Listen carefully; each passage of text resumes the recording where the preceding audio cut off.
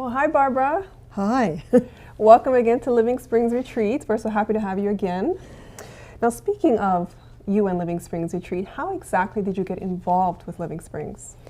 Well, I've been coming here for a long time. We're trying to think about it. I don't know whether it's 12 or 13 years, but it was probably 13 years ago. An American pastor, his name's Pastor Herb Paholka, he's not with us anymore. He apparently saw one of my lectures on YouTube and contacted Michael and got me to go to Peekskill Church, which is where he was the pastor, which is in New York. And so I went there and I stayed with him and his wife. And 1 year later, he said, we've moved to Roanoke, Alabama. And he said, and we've got a facility and we're going to start running health programs. So Michael came a few days early and basically showed them how it's to run and what they're to do, and then I came a couple of days later because I was lecturing somewhere else. Okay, so since that initial involvement or introduction to Living Springs, can you tell us, do you own Living Springs? Do you live here? Do we work for you? Can you just tell us a little bit about that? I don't own Living Springs and I don't live here, but it's like home to me. And on an average, I usually come 2 or 3 times a year to either run retreats, which is where I would come in like the health director. I give lectures, do the consults, or a couple of times in the last 2 years, I think it is, we've run health schools where that would be like a 10-day. Okay. So Barbara, how can people know where you are?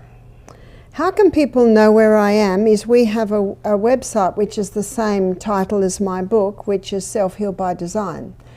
And you can have a look at where I am. Also, you can download my lectures from there. So they would go to selfhealbydesign.com, Yeah. and then somewhere there in the menu they'll be able to see where you are. Okay. That's right. So Barbara, in the last year or so, you have become even more popular than usual. There have been a lot of scams out there now, people impersonating you, whether it's video, impersonating, even cloning your voice to make videos of you saying things that you're not really saying, articles, all kinds of things. Can you tell us a little bit about some of the things that you've become aware of that's been happening in your name? Well, what's very interesting, Vanessa, is I'm not on Facebook. I've actually never been on Facebook. I've never done Facebook. I don't even have a Facebook account. Some things happen on Facebook and my daughters will tell me or my sons will tell me. So I have discovered that there are a few things on Facebook that are definitely not me. In fact, it's a bit scary looking at someone looking like you, sounding a little bit like you, but it's not you. And I'm not saying what I would normally say. Anyone who knows me well knows that it's not me. So when people are hearing you either saying verbally or writing that you're an expert or a doctor, what would you say to that? I usually laugh because I'm not a doctor. I'm just a little lady from the rainforest, really, that use natural remedies on my kids and now share them. I also never call myself an expert because I don't consider myself an expert. I'm still learning and I'm sure will till the day I die. So if anyone appears to be me and they call themselves a doctor or an expert, it definitely is not me. Okay, so just to clarify, you are on no social media platforms, no TikTok, no Facebook, no LinkedIn, nothing personal that you have a personal account. If there are doctors claiming that you are endorsing them, what would you say about that? I would say, unfortunately, it's not true because no doctor has approached me and asked for my help to endorse anything. And I'm not a salesperson. I don't sell things. Okay, so what would be the recommendation you would tell people if they think that perhaps something may be you or may not be you? How can they be 100% sure, oh, this is definitely a scam? What are some of the precautions they should take? Well, number one, I'm not on Facebook. So it's on Facebook, it's not me. Number 2, I am not a doctor and have never claimed to be, so if they're claiming that I'm a doctor, in fact one post said recently I'm a board certified cardiologist and I've written 23 books. Oh dear, we laughed about that one. I've written one book, it's Self-Heal by Design.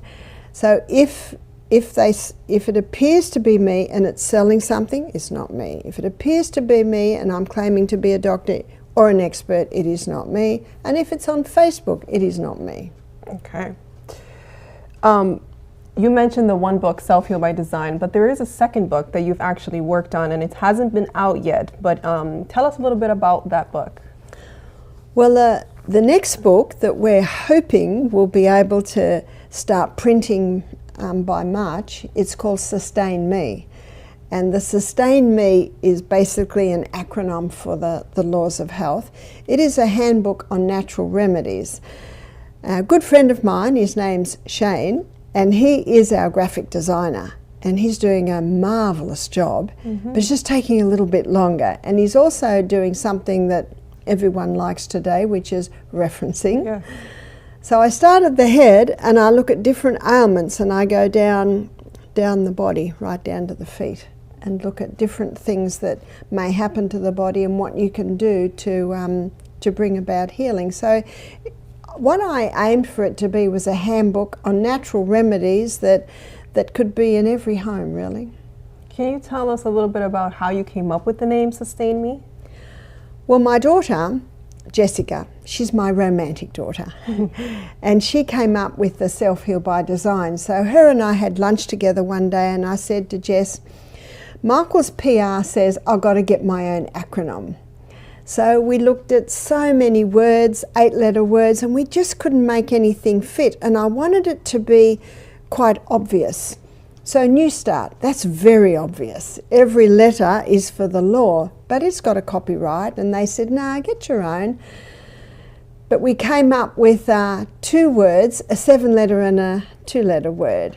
And it was Sustain Me. So that's sunshine, use of water, and I like use of water, even though it's not W for water, because use of water, a time to drink water, a time not to, and use of water for natural remedies. So I like that term, use of water.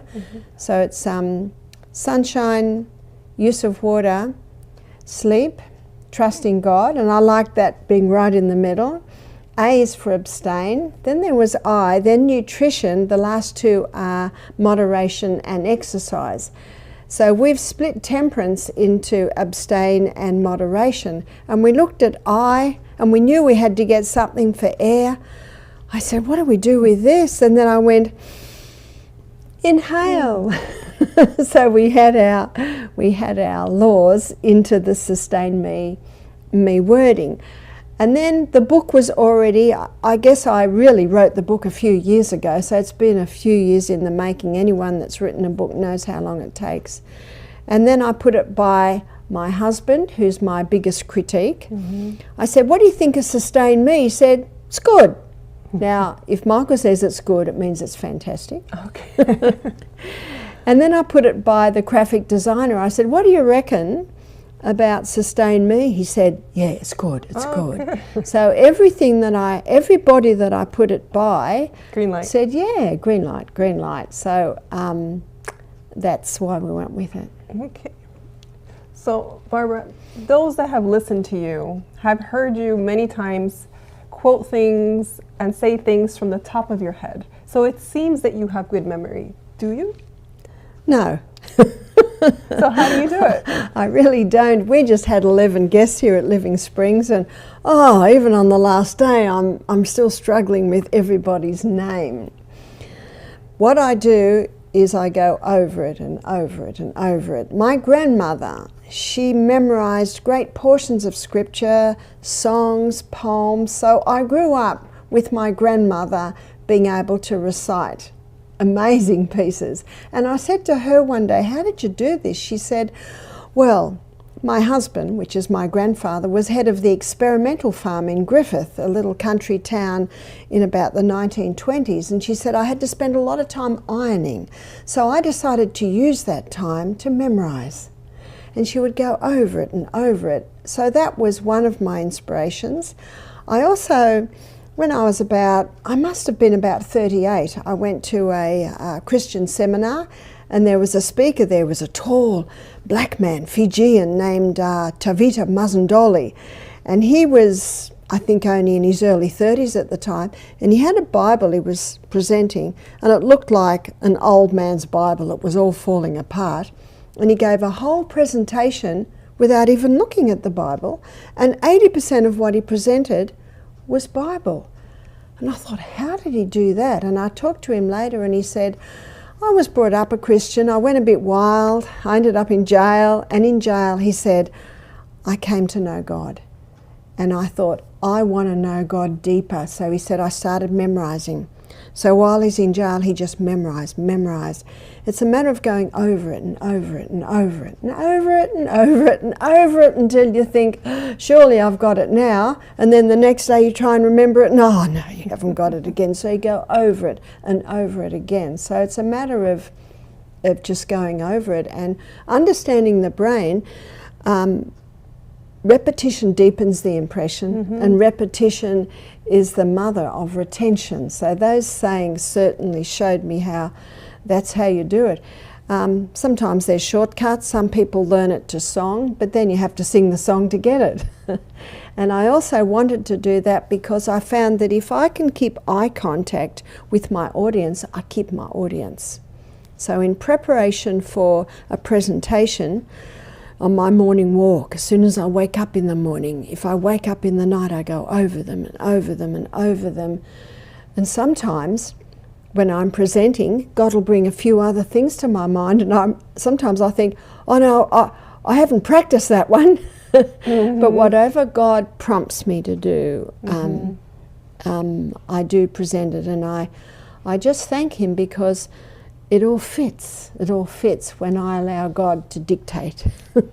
So you're mentioning about memorizing different things, speaking to God and so forth. So you're a woman of faith. Can you tell us a little bit about that journey?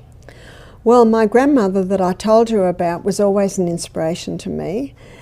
And I was not always a Christian. But when I was 25, a couple of things happened in my life that were hard. I had 2 little children, and I decided to start looking at the Bible.